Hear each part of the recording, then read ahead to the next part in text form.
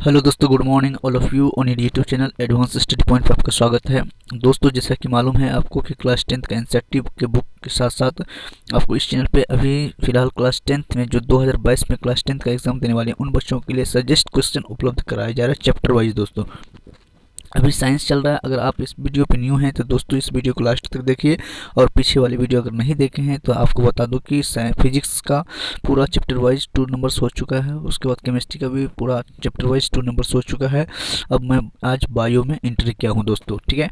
अगर इससे पहले वाली वीडियो नहीं देखें तो वो भी कंटेंट में जाकर के आप देख लीजिएगा, ठीक है। तो चलते हैं आज बायो का पहला चैप्टर जैव प्रक्रमण। इससे जो सब्जेक्टिव क्वेश्चंस रहेगा, जो मतलब वीवीआई क्वेश्चंस रहेगा, उसी को मैं टिक लगाऊंगा और आप उसी को नोट डाउन करते चलिएगा और उसी को याद करिएगा। मैं 100% गारंटी के साथ बोल सकता हूं कि उससे क्वेश्चंस बाहर नहीं जाएगा। तो दोस्तों, मैं यहाँ पे चैप्टर वाइज 2 मार्क्स का फिलहाल बता रहा हूँ। उसके बाद मैं सब्जेक्टिव 5 मार्क्स और 6 मार्क्स का बताऊँगा। उसके बाद मैं फिर सारे साइंस कंप्लीट के बाद सोशल, नॉन हिंदी, हिंदी, उर्दू, संस्कृत, ये सारी चीज़ का सब्जेक्टिव आपको दूंगा, ठीक है, जैसे अभी फ़िलहाल चल रहा है।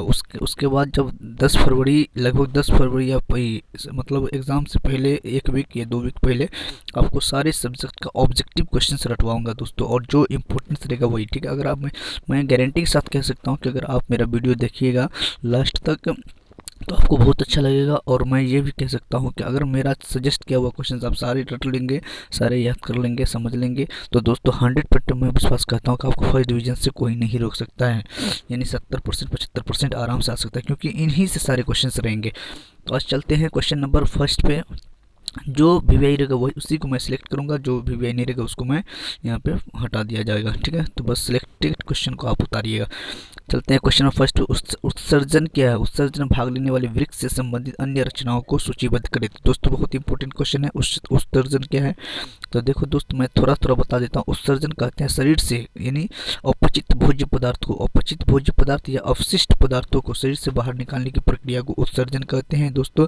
अब उत्सर्जन में भाग लेने वाले वृक्ष से संबंधित पूछा है, ठीक है। तो वृक्ष से संबंधित देखो नीचे में वृक्क हो गया, मूत्रवाहिनी हो गया, मूत्राशय हो गया, मूत्रमार्ग हो गया, ये 4 गो वृक्ष से संबंधित है। तो आप इसको नोट डाउन कर लें दोस्तों। चलते हैं क्वेश्चन नंबर सेकंड पे। परपोषण किसे कहते हैं? परपोषण भी बहुत इंपॉर्टेंट क्वेश्चन है दोस्तों। और ये कितने प्रकार के होते हैं दोस्तों, मैं अपने लफ्जों में बता देता हूँ। परपोषण कहते हैं ऐसा जीव जो अपना भोजन के लिए दूसरे जीव पर निर्भर करते हैं, या ऐसे मतलब वैसी पोषण की प्रक्रिया जिसमें कोई जीव अपना भोजन के लिए दूसरे जीव पर निर्भर करते हैं, उसको कहते हैं परपोषण, ठीक है। उसमें परपोषण होता है। और परपोषण निम्न 4 प्रकार के होते हैं दोस्तों। यहाँ पे देख लें दोस्तों, प्राणी संपोषण, उसके मृतजीवी पोषण, परजीवी पोषण, प्राश्रमी पोषण, ठीक है। इस तरीके से टोटल 4 प्रकार के होते हैं। अब चलते हैं क्वेश्चन नंबर थर्ड पे। दोस्तों, पोषण क्या है और इनके विभिन्न चरण क्या है? तो बहुत इंपॉर्टेंट क्वेश्चन है। तो देखो, पोषण क्या है? कोई भी जीव, ऐसी जैविक प्रक्रिया जिसमें कोई भी जीव अपना भोजन के लिए अपना भोजन प्राप्त करता है, यानी ऐसी प्रक्रिया जिसमें कोई भी जीव अपना भोजन प्राप्त करता है, उसको कहते हैं पोषण। और इसके विभिन्न चरण होते हैं। तो दोस्तों इसको नोट डाउन करके पढ़ लेना, ठीक है। चलता है क्वेश्चन नंबर 4 पे। स्वपोषी पोषण के लिए आवश्यक परिस्थिति कौन सी है और इसके उत्पाद क्या है? तो दोस्तों स्वपोषी पोषण के लिए, स्वपोषी किसको कहते हैं पहले समझना है। स्वपोषी कहते हैं ऐसा जीव जो अपना भोजन खुद बनाता है, उसको कहते हैं स्वपोषी, यानी जिसमें प्रकाश संश्लेषण की क्रिया द्वारा भोजन बनता है, ठीक है दोस्तों। और इसके लिए सूर्य प्रकाश, जमीन से जल, वायुमंडल से कार्बन डाइऑक्साइड और पत्ते में क्लोरोफिल होना चाहिए, यानी हरित लवक होना चाहिए, तब जाकर के ग्लूकोज और कार्बन डाइऑक्साइड, ग्लूकोज और ऑक्सीजन बनता है दोस्तों। तो स्वपोषण के लिए ये सब आवश्यक है। यहाँ पे देखो, ग्लूकोज और कार्बन डाइऑक्साइड और जल के बीच रिएक्शन हुआ सूर्य प्रकाश की उपस्थिति में, क्लोरोफिल की उपस्थिति में, तब जाके ग्लूकोज और जल और ऑक्सीजन बनता है, ठीक है दोस्तों। अब चलते हैं क्वेश्चन नंबर 5 पे। शोषण के लिए ऑक्सीजन प्राप्त करने की दिशा में एक जलीय जीव की अपेक्षा स्थलीय जीव किस प्रकार लाभप्रद होती थी? ये फालतू क्वेश्चन है, इसको याद नहीं करना है, ना ही नोट डाउन करना है। चलते हैं क्वेश्चन नंबर 6 पे। शोषण क्या है? तो वेरी वेरी इंपॉर्टेंट क्वेश्चन है दोस्तों। शोषण क्या है? शरीर के बाहर से ऑक्सीजन को ग्रहण करना तथा कोशिका की आवश्यकताओं के अनुसार खाद्य स्रोत के विघटन में उसका उपयोग शोषण कहलाता है दोस्तों। मैं अपने लैंग्वेज में बताता हूँ। शोषण का मतलब होता है कि ऑक्सीजन हमारे कोशिका में जाकर के ग्लूकोज से रिएक्शन करके कार्बन डाइऑक्साइड, जल और ऊर्जा उत्पन्न करती है, तो इसे ही शोषण कहते हैं दोस्तों। देखो, ये कोशिका में पहले से ग्लूकोज रहती है और ये ब्लड के माध्यम से ऑक्सीजन जाती है, वहाँ पर रिएक्शन करके कार्बन डाइऑक्साइड, जल तथा ऊर्जा उत्पन्न करती है, जिसको शोषण करते हैं।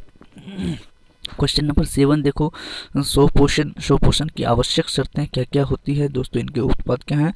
तो दोस्तों बहुत इंपॉर्टेंट क्वेश्चन है स्वपोषण का मतलब हुआ कि ऐसी पोषण जिसमें कोई जीव अपना भोजन खुद से बनाता हो, यानी ऐसी जीव जिसमें भोजन की प्रक्रिया प्रकाश संश्लेषण के माध्यम से पूरा होता है, उसको कहते हैं स्वपोषण। ठीक है, अब देखो स्वपोषण के लिए निम्नलिखित शर्तों की आवश्यकता होती है। पर्णहरित या क्लोरोफिल, उसको कार्बन डाइऑक्साइड की उपस्थिति होना चाहिए, जल की उपस्थिति होना चाहिए, ठीक है, और सूर्य प्रकाश की भी उपस्थिति होनी चाहिए। तो ये 4 बातों की उपस्थिति होनी चाहिए। अब चलते हैं क्वेश्चन नंबर 8, परिसंचरण तंत्र से आप क्या समझते हैं दोस्तों, इंपॉर्टेंट क्वेश्चन है। परिसंचरण तंत्र कहते हैं ऐसी तंत्र जो किसी भी चीज़ को ले जाने में सहायक होती है, उसको कहते हैं परिसंचरण तंत्र। ठीक है दोस्तों, ये देखो यहाँ पे जैसे हम लोगों के शरीर में परिसंचरण तंत्र 3 टाइप का होता है, रक्त या रुधिर, हृदय या रक्तवाहिनियाँ। ये क्या करती है, जैसे रक्त या रुधिर ऑक्सीजन को पहुंचाता है कोशिका के अंदर, हृदय ब्लड को विभिन्न भागों में पहुंचवाता है, रक्तवाहिनी भी ब्लड को विभिन्न भागों में पहुंचाने का काम करती है। ये सब परिसंचरण तंत्र कहलाता है। ठीक है दोस्तों, अब चलते हैं क्वेश्चन 9, उत्सर्जन क्या है। तो मोस्ट इंपॉर्टेंट क्वेश्चन है, उत्सर्जन क्या है दोस्तों, इसको नोट डाउन कर ले और मानव में इसके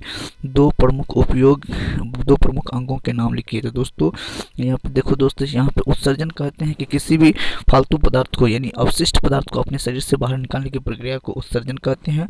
जैसे मानव में इसके मुख्य या प्रमुख अंग के नाम निम्नलिखित है। देखो दोस्तों, पहला हो गया वृक्क भी क्या करता है, उत्सर्जित पदार्थ को बाहर निकलता है। फेफड़ा भी उत्सर्जित पदार्थ को बाहर निकलता है। बता दो कि वृक्क क्या निकालता है, तो जो रक्त में जो द्रव मिले होते हैं, अवशिष्ट पदार्थ मिले होते हैं, उस अवशिष्ट पदार्थ को मूत्र के रूप में शरीर से बाहर निकलता है। जबकि फेफड़ा क्या करता है, गैस यानी कार्बन डाइऑक्साइड के रूप में कार्बन डाइऑक्साइड को हमारे शरीर से बाहर निकालता है। तो चलते हैं क्वेश्चन नंबर 10 में, वाष्प उत्सर्जन की क्रिया का पौधों के लिए क्या महत्व है। तो दोस्तों वाष्प उत्सर्जन किसको कहते हैं, पहले समझना। वाष्प उत्सर्जन कहते हैं कि किसी भी कमरे के टेम्परेचर पे जल का वाष्प के रूप में परिवर्तन होना वाष्प उत्सर्जन कहलाता है। वाष्प के रूप में परिवर्तन होना वाष्प उत्सर्जन कहलाता है और इससे निम्नलिखित लाभ हो सकती है। तो दोस्तों ये देखो, यह पौधों के मूलरूप द्वारा खनिजों के अवशोषण एवं जड़ से पत्तियों तक पहुंचाने का परिवहन करता है। दूसरा क्या है, यह पौधों में तापक्रम संतुलन बनाए रखता है। ठीक है, उसके बाद तीसरा देखो ये क्या है, वाष्प उत्सर्जन के कारण, यानी ये आप इसको नोट डाउन कर ले और याद कर ले। चलते हैं क्वेश्चन नंबर 11 पे, मूत्र बनने की मात्रा का नियमन किस प्रकार होती है। ये फालतू क्वेश्चन है, ठीक है, इसको नोट आउट नहीं करना। चलते हैं क्वेश्चन नेक्स्ट पे 11 पे 12 पे, वाष्प उत्सर्जन की परिभाषा दो। तो दोस्तों वाष्प उत्सर्जन कहते हैं कि जो पेड़ पौधे में जो जल की मात्रा बच जाती है तो उसको वाष्प के रूप में निकाल दिया जाना ही वाष्प उत्सर्जन कहता है। यानी कमरे के ताप या द्रव के क्वथनांक के नीचे के ताप पर वाष्प बनकर धीरे धीरे वायुमंडल में जाने की प्रक्रिया को क्या कहते हैं, वाष्प उत्सर्जन कहते हैं। डायरेक्ट समझो कि किसी भी द्रव अवस्था का वाष्प के रूप में बदलने की प्रक्रिया को वाष्प उत्सर्जन कहते हैं। ठीक है, अब चलते हैं क्वेश्चन नंबर 13, क्या शाकाहारी एवं मांसाहारी जंतुओं में छोटी आंत की लंबाई भिन्नता होती है। हाँ, भिन्न होती है दोस्तों। ये थोड़ी सी मोस्ट इंपोर्टेंट क्वेश्चन नहीं कर सकते हैं, लेकिन हम थोड़ा बता देता हूँ। शाकाहारी और मांसाहारी की छोटी आंतों में, तो शाकाहारी की जो आंत होती है वो बड़ी होती है, जबकि मांसाहारी की छोटी होती है। क्योंकि शाकाहारी में भोजन की प्रक्रिया थोड़ी जटिल होती है, भोजन की पाचन जटिल होती है, जबकि मांसाहारी में सरल होती है। ठीक है, क्योंकि शाकाहारी की छोटी आंत में भोजन की पाचन में सेल्यूलोज का पाचन होता है, जबकि मांसाहारी में सेल्यूलोज का नहीं होता है, जिस वजह से शाकाहारी की आंत बड़ी होती है जबकि मांसाहारी की छोटी होती है। चलते क्वेश्चन नंबर 14 पे, मनुष्य में दंत क्षरण का क्या कारण होती है। तो मनुष्य में दंत क्षरण का कारण क्या होती है, जब हम लोग मीठे या शर्करा युक्त भोजन कर लेते हैं तो वो भोजन हमारे शरीर दांत से चिपक जाती है और दांतों में उपस्थित जीवाणु उस पर अम्ल बनाने का काम करना शुरू कर देता है, जिससे दांत की ऊपरी परत क्षय होने लगती है दोस्तों। तो ये भी मोस्ट इंपॉर्टेंट क्वेश्चन कर सकते हैं। आप चलते हैं क्वेश्चन नंबर नेक्स्ट पे, दांत प्लंक तथा दांत अस्थि क्षय से क्या समझते हैं, फालतू क्वेश्चन है, छोड़ो। अब चलते हैं नेक्स्ट नंबर क्वेश्चन पे, विषम पोषी पोषण से आप क्या समझते हैं। विषम पोषी का मतलब हो कि ऐसा, यानी विषम पोषी या परशोपोषी विषम पोषी कहते हैं जिस ऐसी पोषी जिसमें कोई जीव अपना भोजन के लिए दूसरे जीव पर निर्भर करता है, उसको कहते हैं विषम पोषी। ठीक है, अब चलते हैं, ये क्वेश्चन फर्स्ट में भी आ चुका है, मृतजीवी पोषण, परजीवी पोषण, प्राणी संपोषण। तो ये भी इंपॉर्टेंट क्वेश्चन है, आप नोट डाउन कर लेना। ठीक है, चलते हैं क्वेश्चन नंबर 17 पे, सजीव के मुख्य 4 लक्षण। तो मोस्ट इंपॉर्टेंट क्वेश्चन है दोस्तों, इसको उतार लेना, ठीक है, और नोट डाउन कर लेना, क्योंकि ये सब क्वेश्चन आता ही आता है। तो सजीव के मुख्य 4 लक्षण, पहले समझो सजीव किसको कहते हैं। सजीव कहते हैं ऐसा जीव जो सांस लेने की क्रिया करता है, यानी जिसमें सांस शोषण की क्रिया होती है, पोषण की क्रिया होती है, शोषण होती है, प्रजनन होती है, वृद्धि व विकास होती है, उसको कहते हैं सजीव। तो ये सब सारे मुख्य लक्षण हुआ, ये लिख देना है, पोषण, शोषण, प्रजनन, वृद्धि, विकास। अब चलते हैं क्वेश्चन नंबर 18, जीवों में पोषण की अनिवार्यता सार्थकता साबित करें। तो देखो जीवों में, ये फालतू क्वेश्चन है, इसको याद नहीं करना है। अब चलते हैं क्वेश्चन नेक्स्ट पे। 19 हमारे आमाशय में अम्ल की भूमिका क्या है। दोस्तों हमारे आमाशय में अम्ल की महत्वपूर्ण भूमिका होती है। ये हमारे आमाशय में जो अम्ल होती है वो भोजन को जल्दी पचाने में मदद नहीं करती, यानी जल्दी नहीं पचाती है, और आने वाले इस भोजन के साथ साथ जो आने वाली बैक्टीरिया होती है उसको नष्ट करने का काम करता है, और भोजन के कारण सरलता से पचाता नहीं है। ये सब उपयोग है। क्वेश्चन नंबर 20 पे देखो, कोशिका के 4 कोशिकांग का नाम लिखिए। तो वो मोस्ट इंपोर्टेंट क्वेश्चन है। कोशिकांग के 4 कोशिका के नाम लिखना है। तो माइटोकॉन्ड्रिया हो गया, लाइसोसोम हो गया, गोल्जी उपकरण हो गया, एक और है अंतःप्रद्रव जालिका हो गया। ठीक है दोस्तों, अब चलते हैं क्वेश्चन नंबर 21 पे। मनुष्य में कितने प्रकार के दांत पाए जाते हैं। तो दोस्तों आपको पता ही होगा कि मनुष्य में 4 प्रकार के दांत पाए जाते हैं।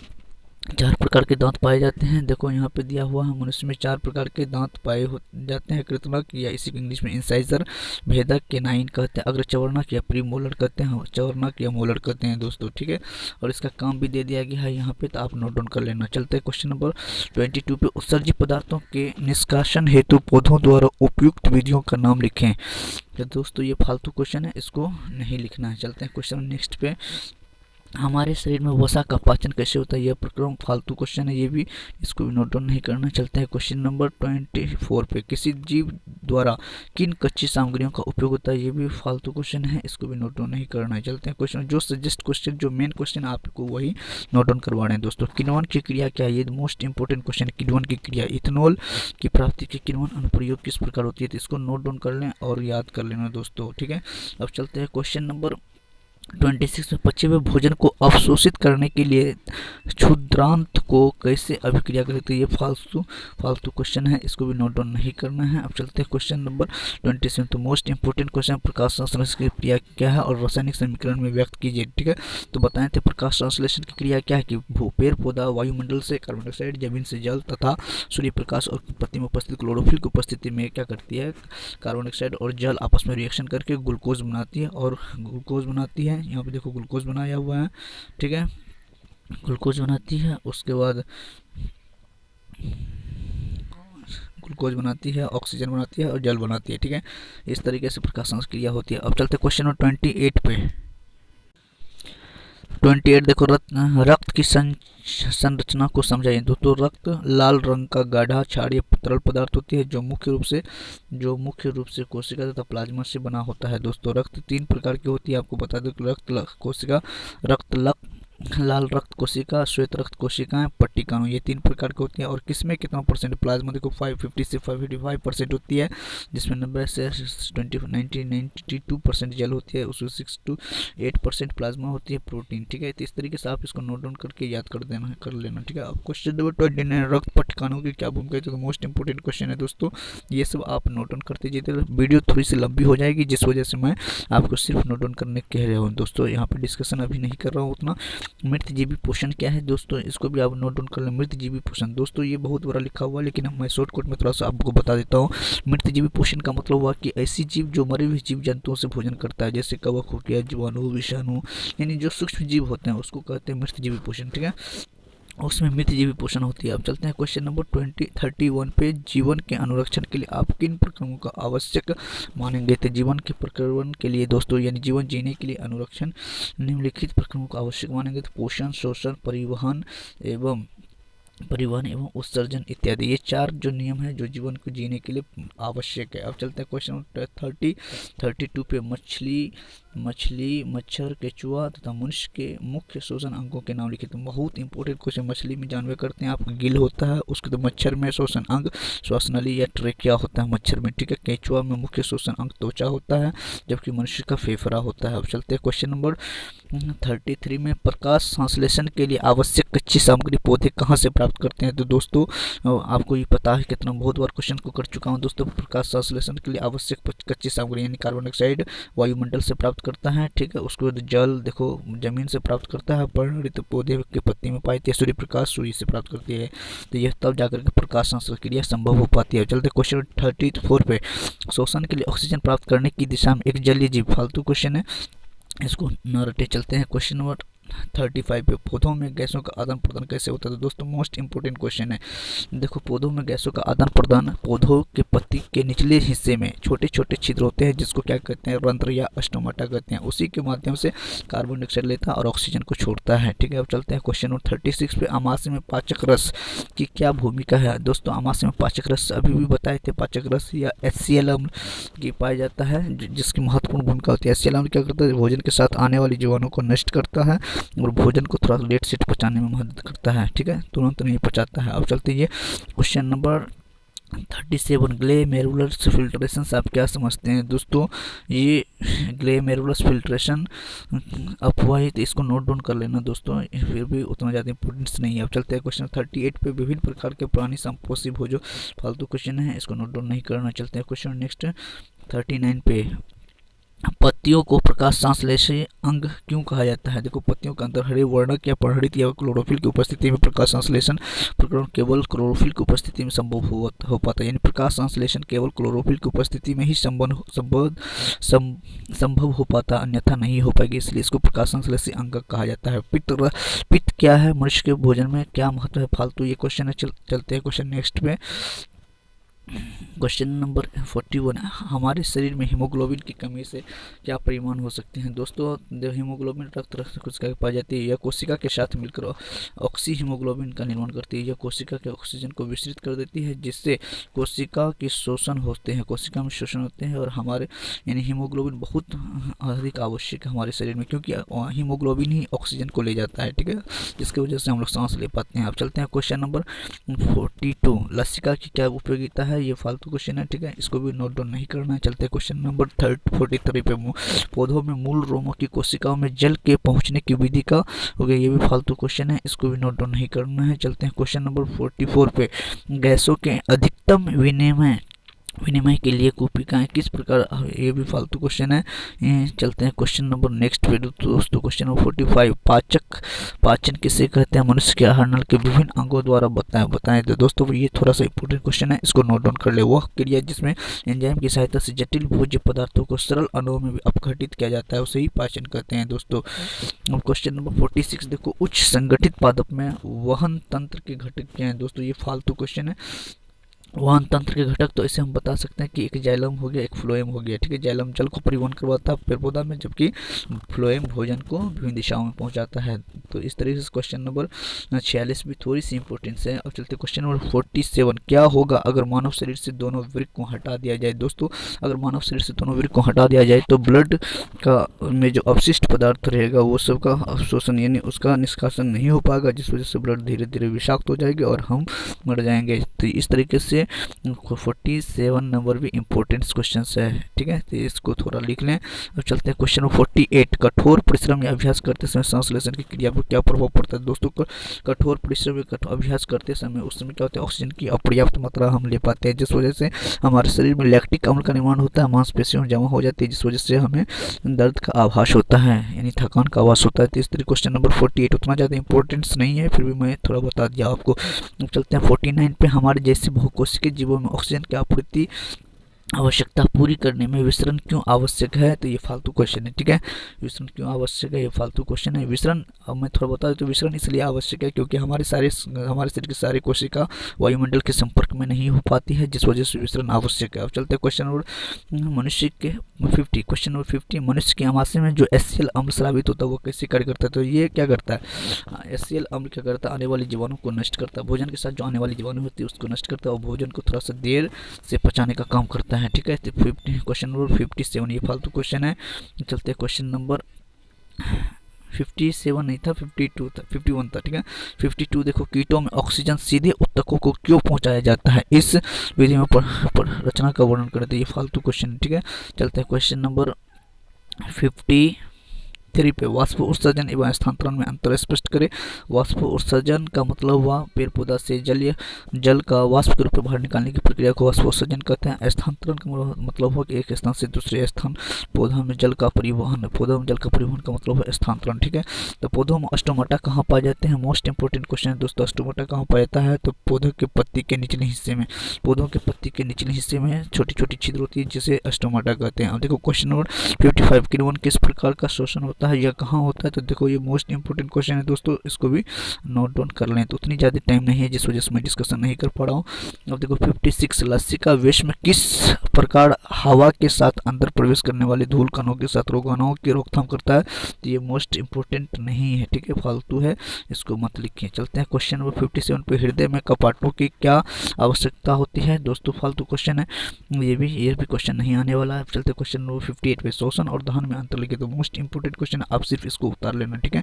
देखो यहाँ पे शोषण और दहन ये उतारना है, शोषण और दहन में क्या अंतर है ये उतारना है सिर्फ आपको, ठीक है। अब चलते हैं क्वेश्चन नंबर, शोषण और प्रकाश संश्लेषण में क्या अंतर है, तो बहुत इंपॉर्टेंट क्वेश्चन है, मोस्ट इंपॉर्टेंट क्वेश्चन यानी VVI क्वेश्चन है, ये सब है, आप इसको उतारते चले यानी अंतर वाले को। वायवीय तथा अवायवीय शोषण में क्या अंतर होती है, मोस्ट इंपॉर्टेंट क्वेश्चन है दोस्तों, मोस्ट इंपॉर्टेंट क्वेश्चन वायवीय तथा अवायवीय शोषण में, इसको भी नोट डाउन कर लें। अब चलते हैं क्वेश्चन नंबर 61 पे, शोषण और श्वास में क्या अंतर है, दोस्तों शोषण का मतलब हुआ ऑक्सीजन का ग्लूकोज से रिएक्शन करके बनाना, जबकि श्वास का मतलब हुआ ऑक्सीजन का अंदर लेना फिर कार्बन डाइऑक्साइड को बाहर निकालना। तो मोस्ट इंपोर्टेंट क्वेश्चन है 62 भी, जाइलम तथा फ्लोएम में अंतर लिखे, मोस्ट VVI इंपोर्टेंट क्वेश्चन है, यानी VVI क्वेश्चन है, इसको भी आप नोट डाउन कर लेना, ठीक है। अब चलते हैं क्वेश्चन, यानी जितना भी डिफरेंस वाला यानी अंतर वाला क्वेश्चन है सब VVI है। 63 देखो, एक कोश के तथा द्विकोश के, एक कोश के द्विकोश के यानी बहुकोश के में स्थानांतरण में विभेद करें, तो मोस्ट इंपोर्टेंट क्वेश्चन है, आप इसको भी नोट डाउन कर ले। चलते हैं क्वेश्चन नंबर 64 पर, लगातार दौड़ते रहने से मनुष्य की मांसपेशियों में दर्द हो जाता है, इसके पीछे अभी भी बताए थे कि लगातार दौड़ने से हमें कम ऑक्सीजन प्राप्त होती है, हमारे मतलब शोषण की क्रिया घट जाती है, यानी ऑक्सीजन की मात्रा अपर्याप्त मात्रा में ऑक्सीजन शोषण की क्रिया होती है, जिस वजह से वहाँ पे लैक्टिक अम्ल का निर्माण होता है जो हमारे मांसपेशियों में जमा हो जाती है, जिससे हमें दर्द का महसूस होता है, तो इस तरीके से 64 क्वेश्चन कंप्लीट हुआ दोस्तों। अगर वीडियो अच्छा लगा हो तो प्लीज़ लाइक शेयर सब्सक्राइब जरूर कीजिएगा। मिलेंगे बायो के सेकंड चैप्टर में, तब तक के लिए धन्यवाद।